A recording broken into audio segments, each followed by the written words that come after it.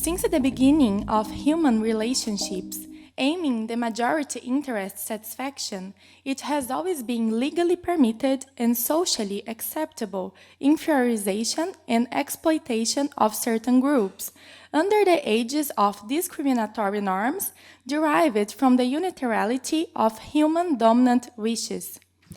Just as women, African descent, foreigners, and homosexuals have been subdued in certain times in history, animals still occupy the place of inferior beings. This research I represent to you was elaborated with the objective of verifying if the ethical and philosophical foundations present in the minorities struggle is similar to those intended by the vegan movement, namely the universalization of rights, recognizing the proper dignity to all sentient beings. Firstly, we will address the dignity issue by briefly reviewing the relationship between humans and animals to contextualize the current status of animals in the legal system nowadays. The fact that certain humans have already received the status of inferior beings deserves attention. Human and fundamental rights, as we know, are a relatively recent construction. This kind of human instrumentalization and subjugation of inferiorized groups used to be common and legitimized by the state and by religion. Here we have some examples of vulnerable exploitation during the history. On the other hand, non-human animals have always been slaughtered or used for the benefit of human civilizations since prehistoric times. Cavemen and other ancient civilizations like Roman, Greek, Mayan, and Egyptian used the animals as food, clothing, transportation, and as offering on religious rituals. And this practice were never questioned because the use of animal products was necessary in a first moment for human survival, due to the little scientific knowledge and the scarce planting and production techniques existing at that time. But at a later moment, domination over animals became to be considered a normal and immutable situation, endorsed by a divine power. In ancient Greece, for example, Aristotle designated man as a political being who distinguished himself from other animals, especially for their capacity of being a citizen. Therefore, although men share some biological functions with other beings, only man would be endowed with a properly intellectual spirit or soul. It's emphasized that these equalities were characteristics of the Greek men. Women, though not given the status of slaves like barbarians, were considered inferior and should obey their husbands, who were their masters. Aristotle also claimed that animals, as beings without reason, existed to serve human interests. He held that nature functioned as a hierarchy, in which those with the least reasoning existed to the benefit of those with the most developed reasoning. In his book, The Politics, the philosopher argues that the condition of slave was natural to certain individuals, and the slavery of barbarians and animals was correct and advantageous for those who have not conditions of self-determination, requiring a master who should guide their actions and give them orders. With the social and political rise of the Church in the Middle Ages and the consequent Christianization of the monarchies, the exploitation of animals have been legitimized and based on biblical explanations, as well as black and indigenous slavery and also the woman's submission to patriarchy. Biblical texts tell that the man was the only being made in God's image and likeness, and all other animals would be under his command and power, usable for any purpose, once they were considered as resources. This thought, expressed by St. Thomas, is reproduced until today and is called theory of natural hierarchy of beings. This anthropocentric bias that underlies the relationship between human beings and nature in Christianity is repeated in the philosophy of modernity. With the outbreak of humanism in the 16th century, the dignity was considered an intrinsic attribute of all human beings, justified on the basis of rationality and morality. According to the modern philosopher Immanuel Kant, because they have the ability to use the reason to know and act, humans separate from other animals. Due to rational capacity, each human being is endowed with dignity. That is, each one must be considered and treated by others as a being that has an end in itself. In an anthropocentric view, human intentionality must be placed above all animal necessity because human beings are the exclusive holders of reason.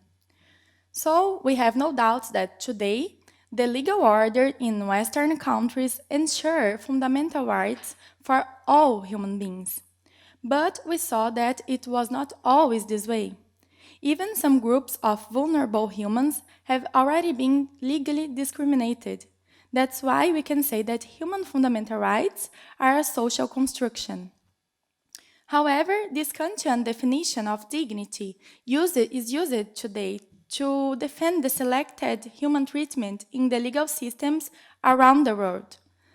Although we know that in practical life still exist situations of exploitation and inferiorization of human minorities.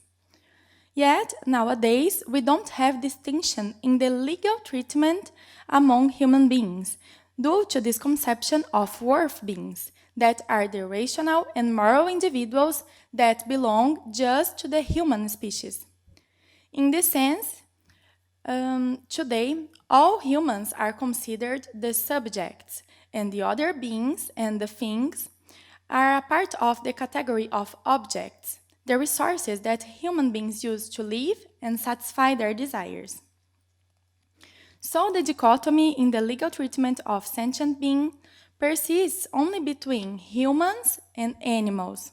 That is, despite of the increment of human rights based on development of morality, animals remain in the category of inferior beings. So, even with the drafting of laws to protect animals, they are not enough to guarantee their intrinsic interests, as we'll see below.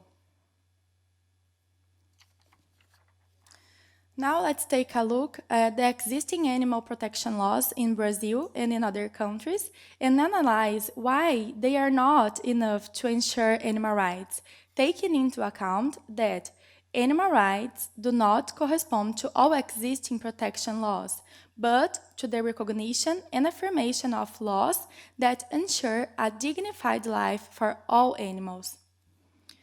Let us now make an analysis of the current legal context in relation to animals. Some countries, such as Switzerland, Austria, and Germany, recently carried out reforms to their civil codes that have explicitly provided that animals are not things, but they are sensible living beings, placing them in an indeterminate legal category with a sui generis legal status. In Brazil, an important change in our civil code that aimed to recognize that animals are not things, but sentient beings with a sui generis legal status is in process of approval since last month. However, this jurisdictional protection is not applied to animals who are instrumentalized by agricultural activity, used in scientific researches, and animals that are used in religious rituals or in cultural activities, such as rodeos.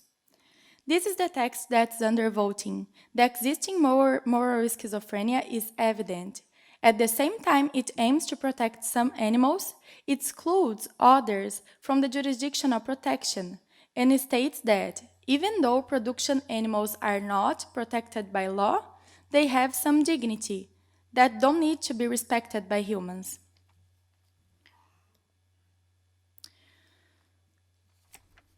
Although the recognition of some animals as sentient beings characterizes a major advance for animal protection, it's important to note that no country until today has recognized animal rights, has recognized animals as subjects of rights, nor have they pledged to ensure their intrinsic rights in order to give them a dignified life.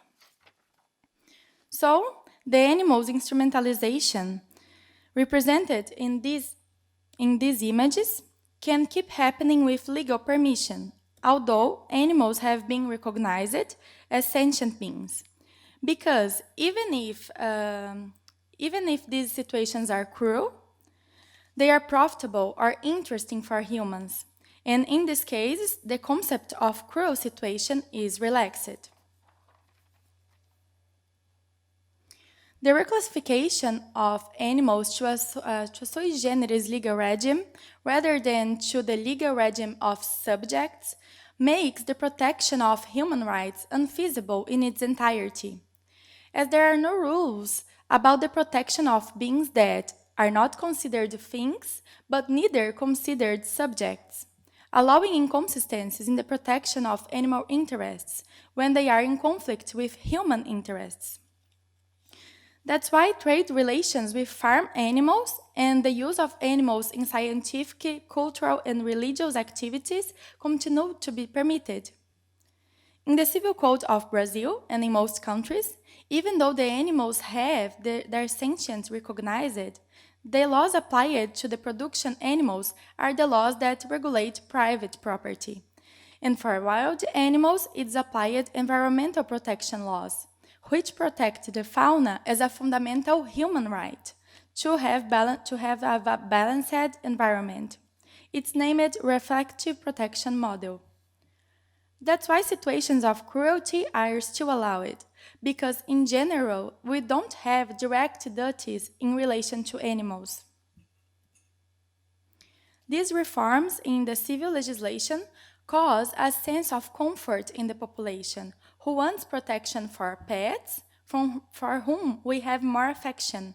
Many people believe that the country's scarce existing animal protection laws really deal about animal rights and are sufficient to ensure the welfare of all animals, but it's not true.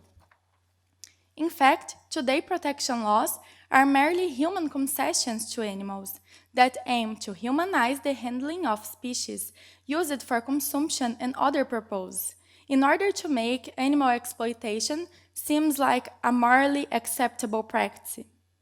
The maintenance of animals as inferior beings in the legal system is tightly defended by parliamentarians, leaders, and welfarist politicians who preach that the elaboration of rules aiming the alleviation of animal suffering is enough for societies to coexist with the exploitation of non-human beings, without this affect our moral principles.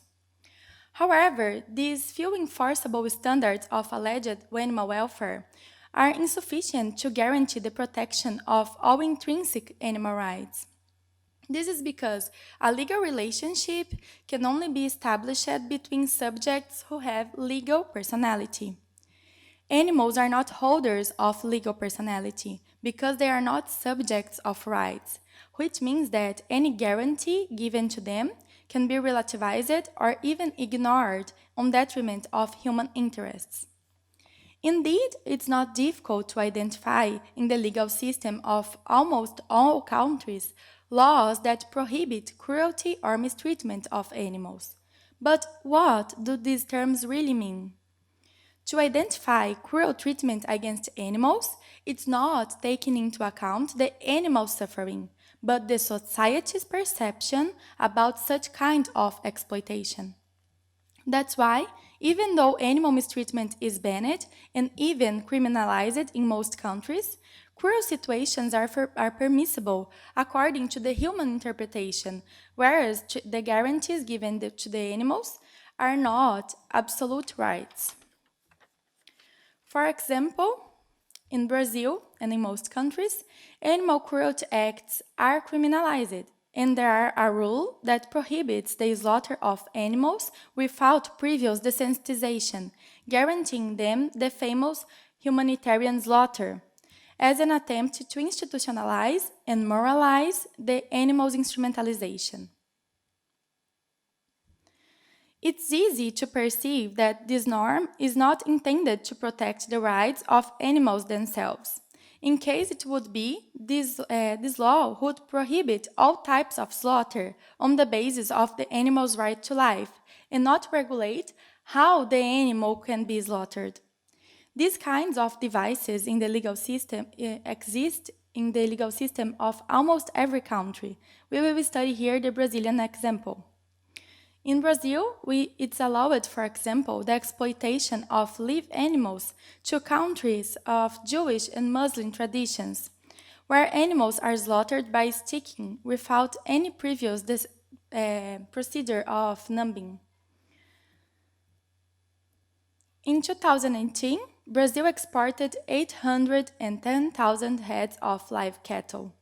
These cattle have been transported by sea on ships carrying about 27,000 huddled animals, with a space of only 1 square meter available for each one.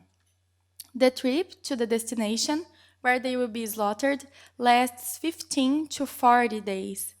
During this time, the animals are trapped in the hold of the ships without access to water and adequate food, without sunlight and stuck on their own excrements, as there are no mechanisms to sanitize their environment, which causes them severe and painful infections and a high level of stress. Still, in March of this year, the Supreme Court of Brazil decided that the sacrifice of animals and religious rituals is constitutional and does not constitute the crime of mistreatment, prevailing the right to religious freedom of people over the right of animals' life.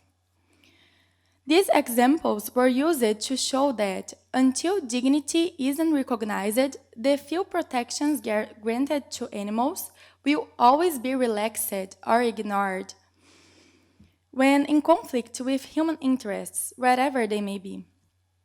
This is because the criterion used to regulate the treatment of non-human animals has always been and continues to be a discriminatory criterion, based on rules derived from the unitarity of dominant interests, namely the human interest.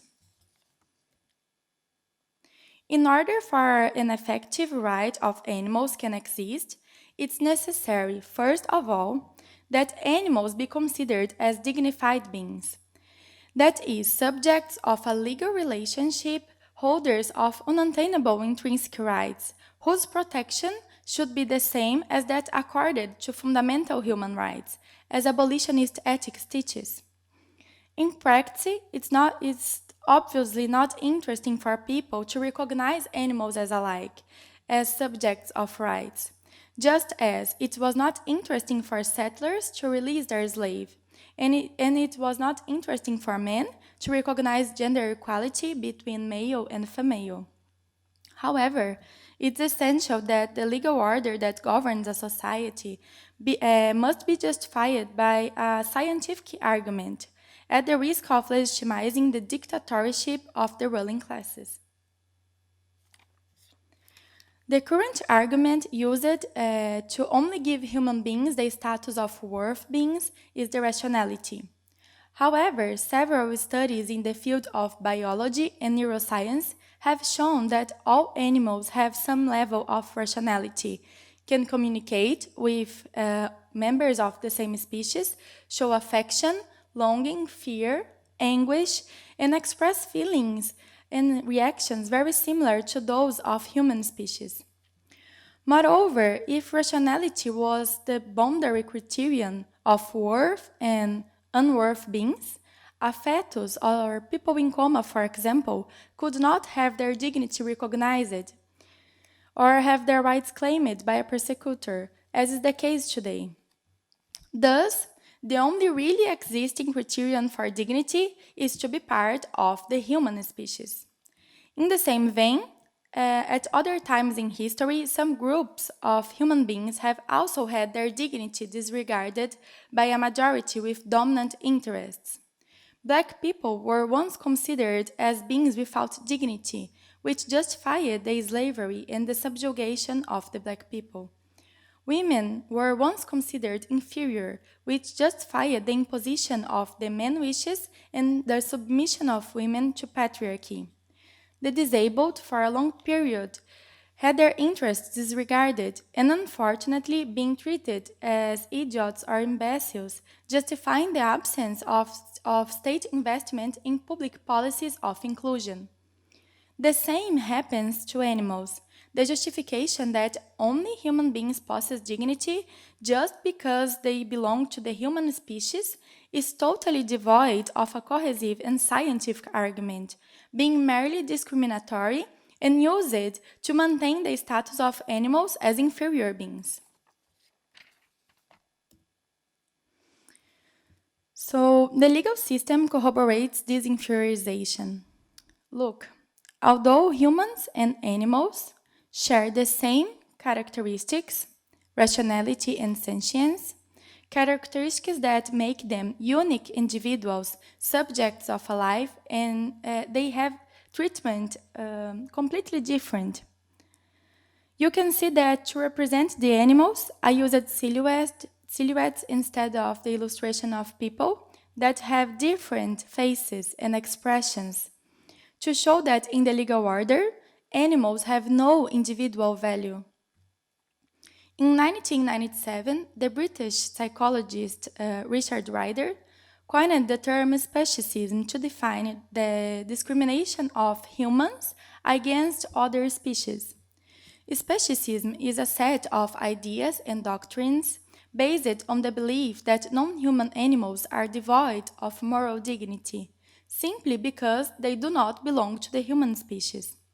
Similar to patriarchy, racism, and heterosexism, the discrimination by species favors the interest of members of one species over others. Speciesism is the maximum foundation of anthropocentrism and can be classified as an ideology that is a system of ideas and representations that dominates the spirit of a man or a social group and can be interpreted as a type of social alienation.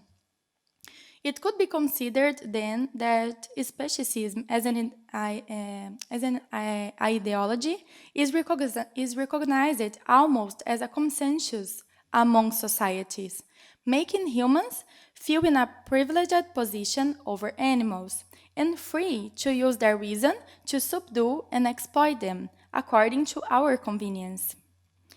So, what we can do about it? The movement to oppose speciesism is veganism. That can be interpreted as a social struggle for the recognition and positivation of animal rights through the boycott of animal products, dissemination of information about animal exploitation, and the most important, pressuring the state to recognize and guarantee animal dignity.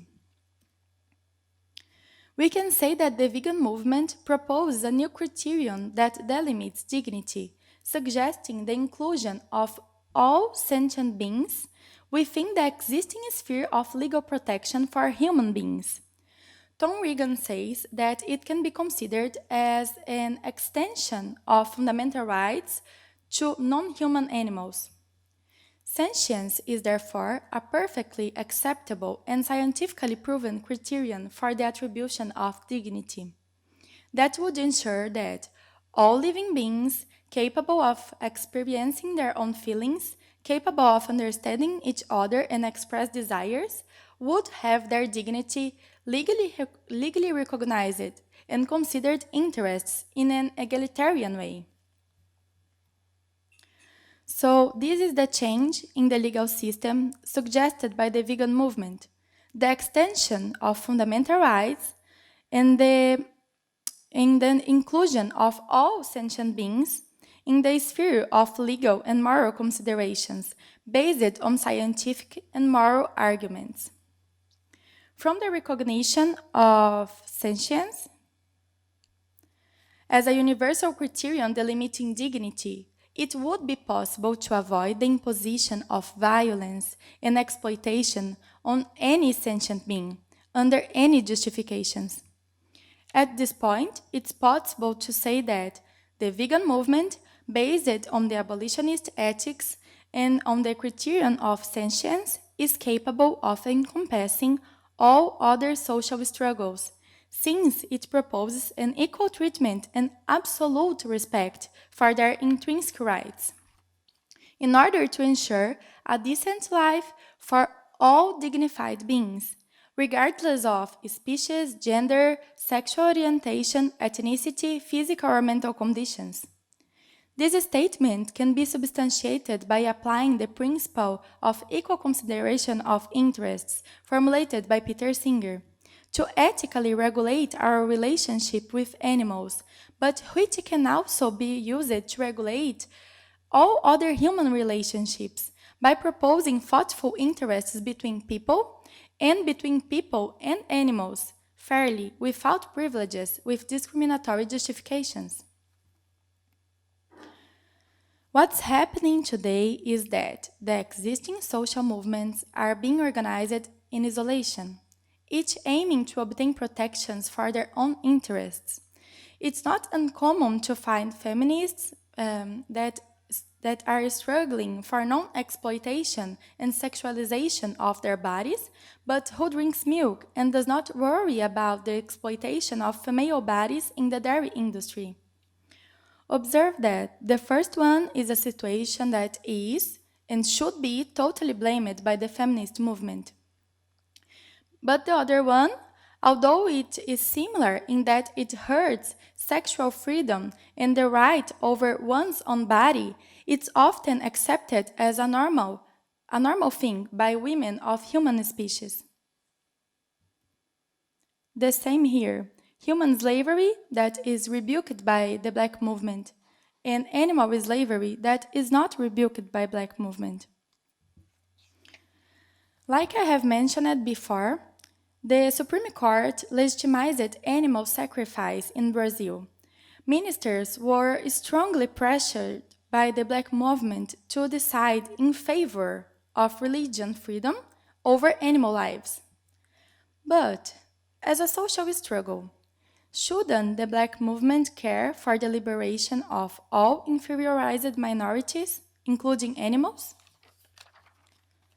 Does not the legitimation of the wishes of the strongest part cannot sorry, does the legitimation of the wishes of the strongest part cannot authorize other kinds of violence and exploitation, which could be exercised even against the black movement's own activists? Should not the struggles defended by minorities have the presupposition of universal equality and social justice as a whole? In this system, where social struggles have an egocentric bias, aiming only the satisfaction of their specific group over the others, it's not difficult to legitimize animal exploitation, as well as any other kinds of exploitation. Based on selfish arguments, once they use the dominant model that is already used by the majority.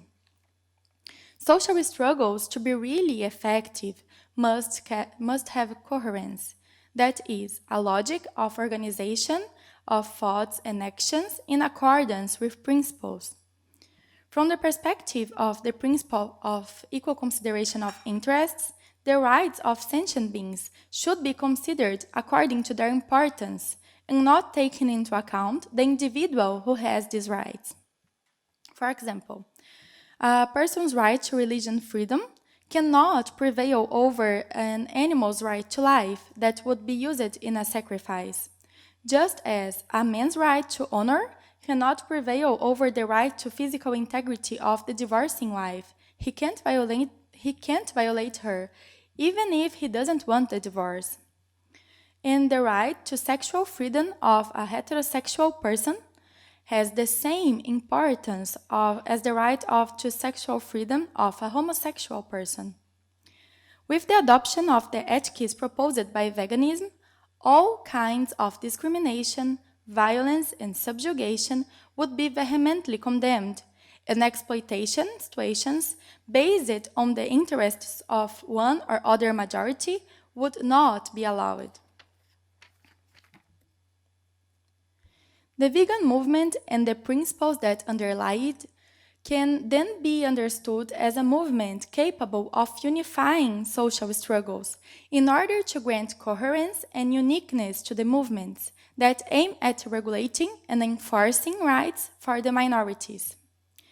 Thus, the recognition of animal rights as well as the implementation and enforcement of laws to eliminate the violence resulting from the authoritarianism of the majorities and achieve the universality of social justice. In this context, it was possible to detect that the abolitionist ethics and the equal consideration of interests, principles that are used by veganism for the implementation of animal law, can also be applied as principles to all other social struggles defended by the social movements. The common point between social movements and veganism can be identified through the implementation of the abolitionist ethics for the legal order reformulation associated with changes in the ethical and social behavior of people, which is a perspective capable of offering the necessary assumptions to effect protection of the inherent interests of animals, which are living and sentient beings, as well as ensure the protection of our human conditions inherent to all human beings, ethical and moral individuals by our own nature. It's possible to overcome discrimination by deepening the coherence of ethics and extending the legal protection of existing dignity to all sentient beings. So, the point is that, how we have already seen, animal rights will be really protected when animals be considered as dignified beings, like humans. But legal changes will only start happening with social pressure. That's why we have the vegan movement that aims the recognition of animal rights under the argument that the sentience is the only acceptable criterion to distinguish worth and non-worth beings. So we can conclude that veganism aims to protect the intrinsic rights of all sentient beings, independent of the ethnicity, physical or mental conditions, gender, sexual orientation, and the species. That's why veganism can be used to unify all social movements because of its universalization character. It should be the ideal scenario, all social struggles unified. I mean, all vegan activists supporting the other social movements, and all other social movements activists supporting veganism. Imagine how this chain, formed by all activists, would quantitatively increase the social struggles. How all these people together could put greater and more effective pressure on the state to positivize and implement fundamental rights. We must be aware of the fact that the individualistic bias present in the social struggles today, which seeks to recognize rights to its member in detriment of the fundamental rights of other people or animals, legitimize the discriminatory speech used by the majority to justify subjugment situations. Moreover, we need to unite and strengthen ourselves against powerful groups that have political and financial interests in maintaining the status of the inferior individuals. And we can start it. We can start our other activists to unify ourselves and achieve changes. And we, as vegan activists, also must sympathize with the other movements. And just to finish, I would like to present you the case of this dog named Manchinha. Hunting is forbidden and using animals in Brazil it's not allowed too, so we don't have this kind of problem. But on the other hand, we have lots of abandoned animals on the streets. Dogs, cats, horses, and donkeys. Lots of. The lack of their populational control, the tropical weather, and the high abandonment rates make the streets overcrowded with vulnerable, sick, hurt, and starving animals. Manchinha was one of these abandoned dogs. She lived in front of one of Carrefour stores in Brazil, and she was very sweet and lovely, as you can see in this picture where she has her palms crossed. Several employees gave her food and affection, but this situation started to irritate the manager of the establishment, who ordered that the security guard to disappear with her. Then, at night, when the store was empty and Manchinha was alone, the security guard killed her in strides, leaving blood and suffering scattered in the hallways. All the action was recorded by security cameras, and the images viralized and the case took national proportion. For the first time, manifestations were held across the country for the protection of abandoned animals and for blaming the Manchinha killer. For the first time, some Carrefour stores were closed for days due to reprisal. And for the first time, a large company in Brazil was heavily harassed by the population for practicing animal cruelty. After this situation, people took a serious look at animal cruelty and started demanding attitudes from the government to prevent and punish acts of animal mistreatment. This Manchinha drawing was made by a Brazilian artist. It represents today the fight against animal cruelty in Brazil. I know that our struggle is very difficult and we suffer a lot in our journey, but we need to remember that we are not the victims. She is, and other animals that are suffering and being killed at this moment are the victims. So be strong and never give up. They need all of us. Thank you.